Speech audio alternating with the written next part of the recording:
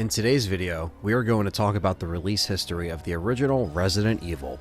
There are several different ports and different versions to talk about that have been released in the past 26 years, so let's get into it.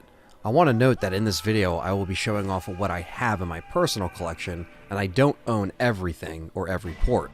Now I am going to be showing these in the order that they were released, so first up I have the Biohazard from Japan on PS1, that's an import, and they decided to use the eye on the front of the cover here, which is really cool. So it's the classic eye logo with the black background, and it looks like on the back they use some different screenshots as well with Japanese text. It's always cool to see some of the differences in the artwork here, and this port was released first before the US on March 22nd of 1996, and this sells for around $15 to $20 here in the US.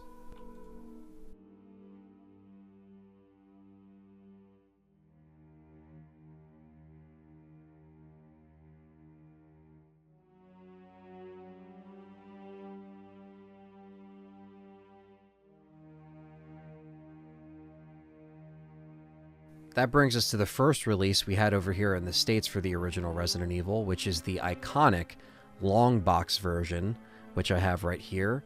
And this was always one of my favorite cases for the original, because with some of these long boxes they would actually put the artwork on the actual box and not just the manual.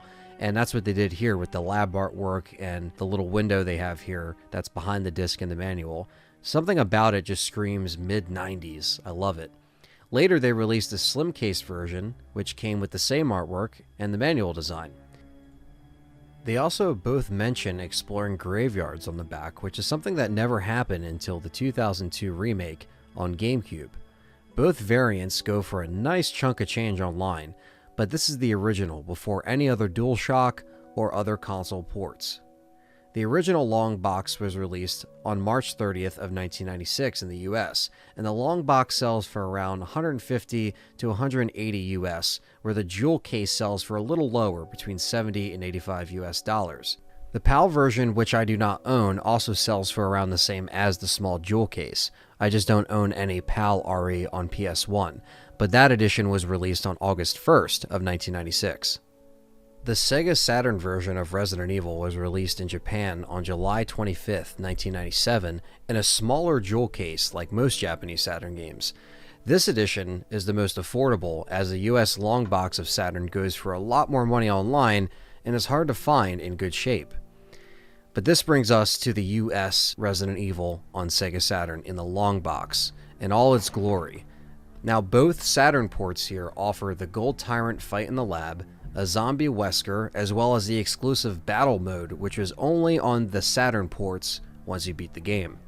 Now the Japanese port seems to have the most gore. For example, when you decapitate a zombie that's crawling and the head falls on the floor, it doesn't disappear, and the Plant 42 can actually cut the character before the game over screen. The Saturn version features newly skinned hunters that are reskinned and known as ticks, and there's also a second Tyrant prior to the game's final battle when you're with Chris in the lab, so you fight two Tyrants. Now the Japanese port goes for around $25 to $30 US, where the American version sells for a whopping $250 to $300 US. There also was a PAL port for the Sega Saturn that I do not have, but that was released on October 1st of 1997. Now this is the PC port for the original Resident Evil. It was released in December of 1996 for Japan, and then September 17th, 1997 in the US. I have the US version. Now this port of the game not only looks great, but it does include all the uncensored stuff that we actually wanted on the console ports of Director's Cut. It also has two exclusive unlockable weapons, the MAC-10 for Jill and the FN Mini-Me for Chris. Now this originally sold with the big box that a lot of the PC games used to come in, and if you find it with the big box, you're looking at around $300 over here, and that's if you're lucky. Now I have the standalone jewel case that used to come inside the big box that has the actual game CD inside, and that goes for around $50 over here. Now let's get into the Director's Cut editions that came out after the original. This is a little confusing, but pretty interesting. Over a year and some change later, we got Resident Evil Director's Cut in a double disc case that included a Resident Evil 2 preview demo disc, released on September 30th of 1997 over here in the US. I know most people back in the day were buying this edition just to see a sneak peek at RE2, because at this point it was already seeing multiple delays and it was coming out in January of 1998. So to answer to said delays, Capcom put out this release right here to hold the hungry fans over. Now, the changes that were promised on this release to make it stand out from the original were uncensored cutscenes and gore, a brand new arranged mode that switches up where the items were in the mansion and switches up the enemies as well. New costumes were going to be added, and auto-aim features and updated controls, but there was one problem. We never quite got the uncensored cutscenes in either Director's Cut versions that we got. So the localization for Resident Evil Director's Cut was handled by Capcom Japan instead of Capcom USA. So when they submitted everything to the SCEA over here for approval, it was rejected due to one line of copyright text. So to save time, and this is apparently what happened, they copy and pasted the old school stuff, the old footage that was censored, onto the Director's Cut disc, and the SCEA then approved it, and they approved it with all the old FMVs that were censored and then manufactured happened on all of the discs without Capcom USA's knowledge. And, 3 days later, as an apology, you could actually go on Capcom's website and download all of the uncensored stuff. The colored intro, the severed head, there it all is, but it wasn't on the disc as promised. Now, this edition that sells with the Resident Evil 2 demo sells for around $60 to $75 over here. Now, released in Japan on September 25th of 1997, it's the Biohazard Director's Cut Japanese edition, which has the zombie on the front with the white cover.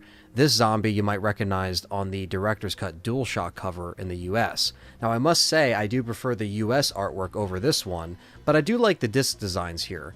And the Biohazard preview disc looks cool as well. This edition I do see on eBay for around $35 to $40 US. One little variant that is out there that not many people discuss is the standalone Director's Cut that isn't DualShock, but doesn't have the RE2 demo included. This variant goes for around $85 to $100. I found it with this case and no manual, but I can show off some of the differences here, especially the different pictures on the back, which makes it stand out. Now, I'm not sure when this was put out, but it was probably before the DualShock Greatest Hits edition. I do not own any PAL versions of Resident Evil Director's Cut, but it looks like it was released in the UK on December 10th of 1997. And they never actually got a Director's Cut DualShock version like we had over here in the States or in Japan. They just got the edition that came with the RE2 demo. The third release of Resident Evil 1 on the original PlayStation was Resident Evil Director's Cut DualShock Edition, which was released over here in the US on September 14th, 1998 under the Greatest Hits label for $19.99. This version takes all of the same features from the first Director's Cut, but adds analog controls and vibration, as well as a new symphonic soundtrack. Now, the new soundtrack is definitely not as solid as the original music, or as effective in my opinion. It does offer some decent sounding tracks, but lacks the punch of the original, big time. This is also the version that is on the PSN store on the PS3 that has been available for years, and it still advertises itself as the Director's Cut, not the Director's Cut DualShock, but that's what it is. This is the more common and less rare version of Director's Cut on disc, and it still goes for around $25.